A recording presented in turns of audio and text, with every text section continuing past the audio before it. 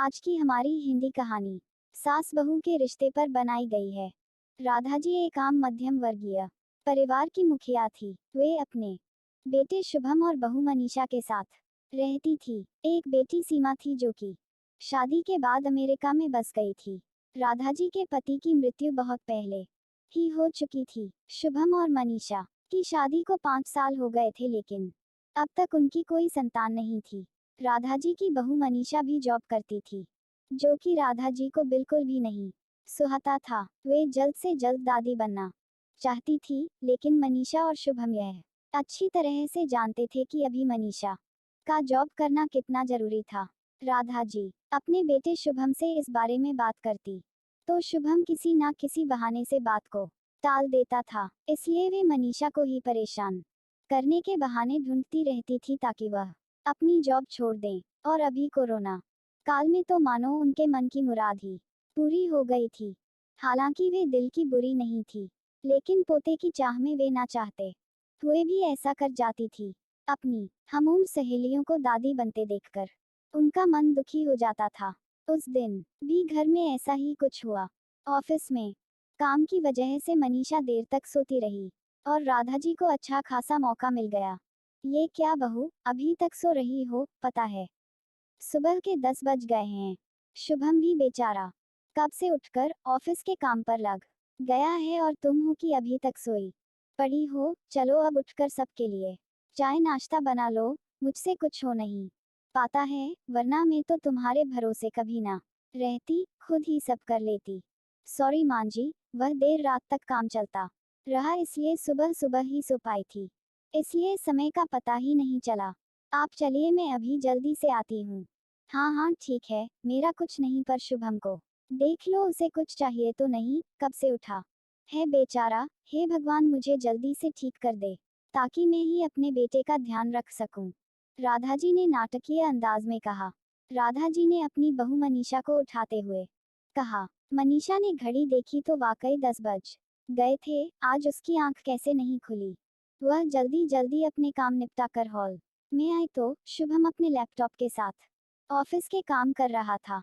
उसने किचन में जाकर चाय नाश्ता बनाया और फिर रात के बर्तन साफ किए और झाड़ू पोंछा करके नहाने चली गई। दरअसल कोरोना वायरस की बढ़ती बीमारी की वजह से शहर में पूरी तरह लॉक डाउन किया गया था, इसलिए काम वाली बाई भी नहीं आ रही थी। मनीषा खुद एक इंटरनेशनल कंपनी में काम करती थी।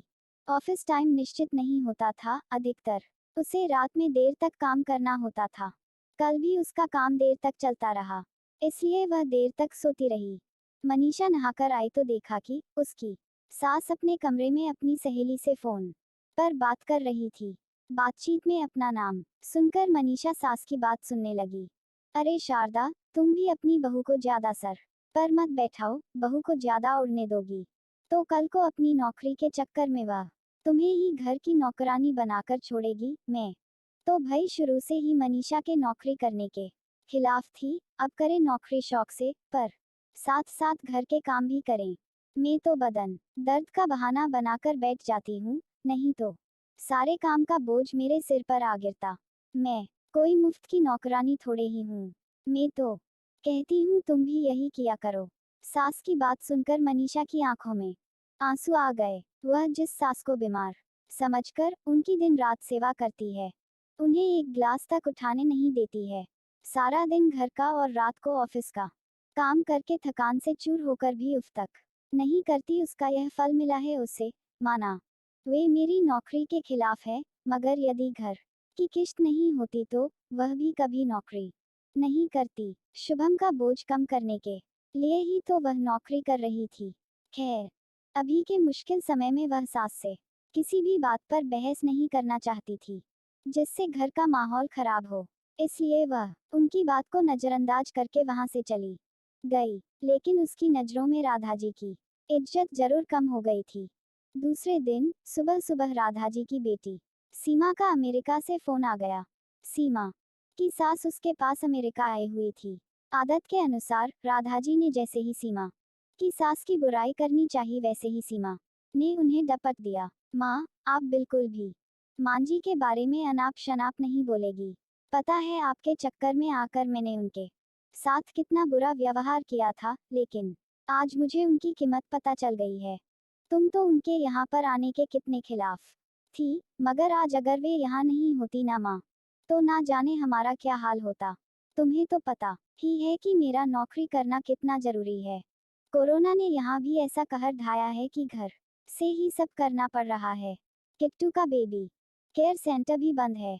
मैं और राजेश फुल टाइम बिजी रहते हैं। ऐसे में माँ मांझी ने अकेले ही किट्टू के साथ साथ पूरे घर का सारा काम संभाला हुआ है। मुझे कुछ भी नहीं करने देती है। अगर वे नहीं होती तो माँ हमारा क्या होता, यह सोचकर ही रोंगटे खड़े हो जाते हैं। सच में माँ वे कोई साधारण महिला नहीं है, बल्कि मेरे लिए तो देवी के समान है। मेरे इतना अपमान करने के बावजूद और सीमा रोने लगी। उसने फोन कट कर दिया। सीमा की बात सुनकर राधा जी की भी आंखें भर आईं। उन्हें अपनी भूल का एहसास हो गया था। मनीषा तो वाकई उनका कितना ख्याल रखती है। उनकी कड़वी से कड़वी बात का भी बुरा नहीं मानती है, उल्टे जवाब भी नहीं देती है। वाकई अभी का समय तो एक दूसरे को हौसला देने का है, सारे गिले शिकवे बुलाकर एक दूसरे की मदद करने का है। तो फिर वे स्वार्थ में कैसे अंधी हो गई थी, इतना कैसे गिर गई थी कि ऐसे मुश्किल समय में अपने ही परिवार की सहायता नहीं कर सकती उन्होंने। उसी समय मनीषा को बुलाकर उसके सिर पर प्यार से हाथ फेरते हुए कहा, मनीषा आज से घर के कामों की आधी जिम्मेदारी मेरी रहेगी। मैंने आज तक तुम्हें जो भी कहा और किया उसके लिए सॉरी। चलो अब तुम जाकर आराम करो, खाना मैं बना लूंगी।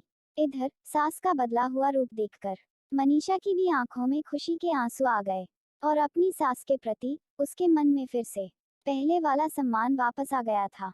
शायद हमारे जीवन में मुश्किल समय आता ही इसलिए है कि हमें एक दूसरे की अहमियत का पता चले, अपनी गलतियों का एहसास होने और आगे बढ़कर माफी मांगने से वाकई इंसान छोटा नहीं बल्कि बहुत बड़ा हो जाता है, राधा जी की तरह।